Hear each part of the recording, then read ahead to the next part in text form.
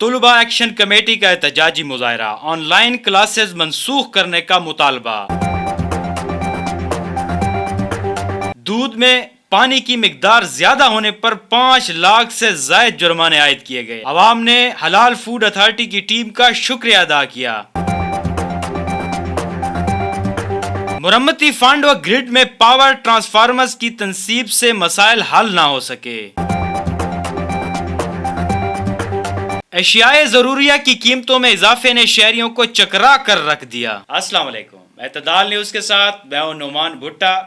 Head line آپ نے ملاحظہ کیا ہے، بڑھتے ہیں خبروں کی تفصیل کی جانب۔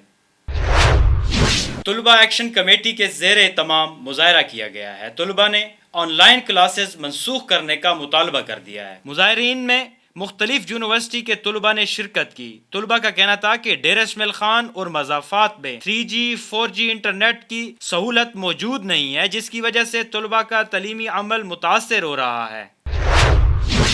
حلال فوڈ اتھارٹی ڈیرہ کی ٹیم نے ڈپٹی ڈائریکٹر واصف خان کی زیر نگرانی پشا پل پر ناکہ بندی کے دوران پنجاب سے ڈیرہ اسماعیل خان، بنو، کرک، کوہاٹ اور پشاور دودھ سپلائی کرنے والے 13 کنٹینر کے 45 نمونے موبائل لیبارٹری سے موقع پر چیکنگ کے دوران کیے گئے۔ پانی کی مقدار زیادہ ہونے پر 5 لاکھ سے زائد کے جرمانے کیے گئے ہیں۔ نئے مالی سال نے بجٹ میں نئے ٹیکسز عائد نہ کیے اور پیٹرولیم مصنوعات کی قیمتوں میں مسلسل کمی کے باوجود مہنگائی کی شرح نہ صرف قائم ہے بلکہ مختلف اشیاء ضروریہ کی قیمتوں نے شہریوں کو چکرا کر رکھ دیا۔ ایک تو بجٹ میں سرکاری ملازمین کی تنخواہوں میں اضافہ نہیں کیا گیا، اوپر سے مہنگائی کے بڑھتے ہوئے طوفان نے تنخواہ دار اور سفید پوش طبقے کے لیے ماہانہ گھریلو بجٹ درہم برہم کر دیا ہے۔